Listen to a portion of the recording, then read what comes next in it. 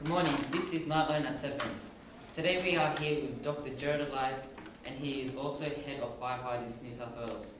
We have some questions to ask him about the new technologies that are being used as firefighting techniques. So Gerrad, what is a firefighter retardant? Or injury. A fire retardant is a substance that we can use to help fight fires.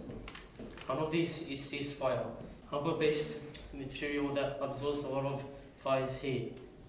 This is just one of the fire retardants that we have recently discovered. He is the tribute played by 60 Minutes Australia after the Black Saturday Victorian bushfires. That is tonight's headlines. Thank you for watching. Until next time, stay tuned. And Fernandes, good night. Temperatures, incredibly strong gusty winds. Every indicator we've got of fire behaviour just blows off the scale. The worst possible day we register is supposedly 100 on the scale, and the forecast had the fire danger up at 300, so it's 3 times the worst theoretical possible day. So it just makes it so difficult in terms of the fire behaviour, the intensity of the fire. Water has very little effect. The fires run so rapidly that you can't put control lines around them. You can't even attack the head of the fire.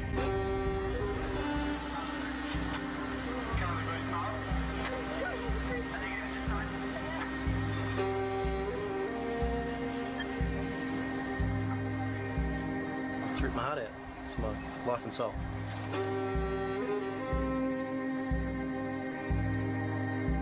The true heroes are up there, the CFA. You know, the CFA, God bless them.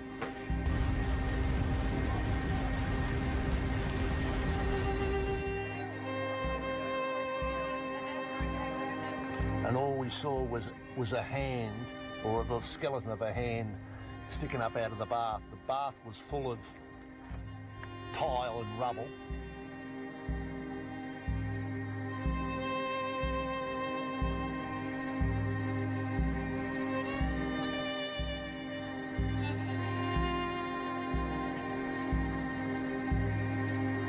Basically to look for my mum. I'm just hoping it's just alright.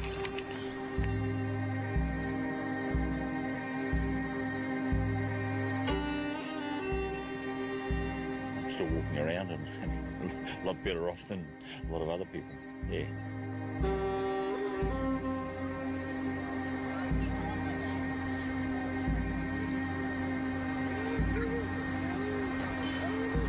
I just wish everybody the best. Best of luck. This is Hiroshima. This is the Australian version of Hiroshima. Men, women and children. They died together. Yeah.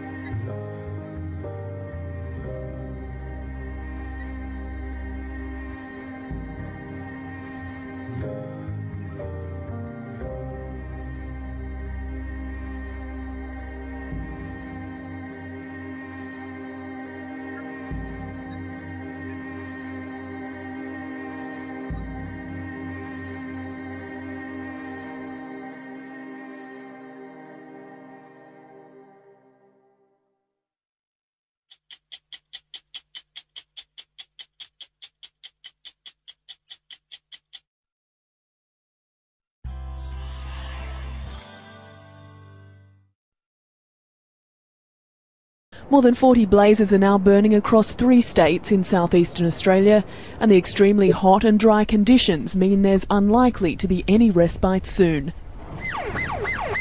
More than 100,000 firefighters are on standby in the states of Victoria, South Australia and New South Wales, and they're backed up by the residents themselves. Many people stay behind and defend their homes, or at least try to. Up to 100 have already been destroyed. Lives too have been lost. Authorities believe dozens of people may have died as a result of the fires or from the extreme heat. For most Australians, fires are a summertime certainty, but this year has been the worst in more than 2 decades. Parts of the country are in the midst of a once-in-a-century heatwave, with the mercury topping 46 degrees. Melbourne has recorded its hottest day in more than 150 years. And with the power supply of Australia's second-largest city under threat, many sought respite indoors. The air conditioning stopped and then we started getting hot air coming through our vents, so it's not at all pleasant. It's really hot at home, so we thought it would be colder here, but no, it's not colder at all. In Sydney, residents had another option. Crowds flocked to beaches and pools as the city faced a record number of consecutive days over 40 degrees. Oh, very hot, mate, very, very hot. That's why we're here today. It's a bit of relief. For some, it was all too much. But this is a country of extremes. North of the heatwave and the fires lies the state of Queensland, and parts of it are underwater. Residents in the far north are preparing for more flash floods and high tides, and no doubt hoping for a break in the weather. Jaina Zavadi, Al Jazeera.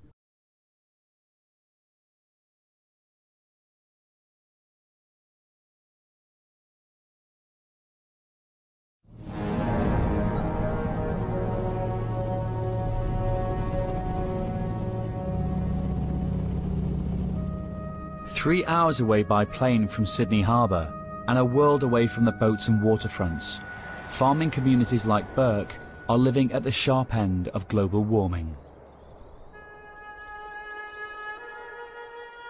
Now to 2WEB's weather forecast for Burke, New South Wales. To all our farmers listening, unfortunately there is no rain in the forecast this week. 6 years without significant rain. Times must be tough, but hang in there, rain has to come soon. The Thompsons have been farmers for generations. They have 2,000 acres of cotton that relies on water to grow. Unfortunately, they have been stuck in the worst drought in living memory and haven't been able to grow anything for 6 years. Normally at this time of year the crop would be up about 2 feet high, just almost starting to be a solid mass of green. You know, you'd start, it's almost to the stage where you'd start to struggle to see up and down the rows. And the situation gets worse when you get down the river. Well, we're in the bed of the mighty Darling River, which is the longest river system in Australia. As you can see, it's bone dry. To my left here is our river pumps, which is what we use to extract water out of this river for irrigation. Only 14 months ago, this arid field was a lake. The Thompsons remember the good times playing in the water. We've got a jet ski and the kids all can ski, and wakeboards and kneeboards. It's really good when there's water here. You get sick of seeing the dirt and the dust and the beautiful blue skies. The worst case scenario is, you know, the drought continues on for a couple of years and the equity that we have in our farm diminishes back to not much or to nothing. Then I guess it's a forced sale. Oh, I'd be devastated. Yeah, it'd be totally devastated. We started with nothing when we came here.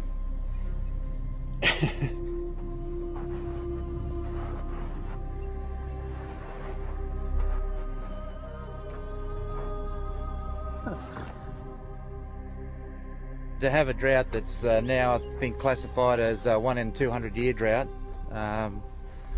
sort of makes me think that there's probably something else going on, you know, and I guess the issue of global warming, you know, probably has some merit.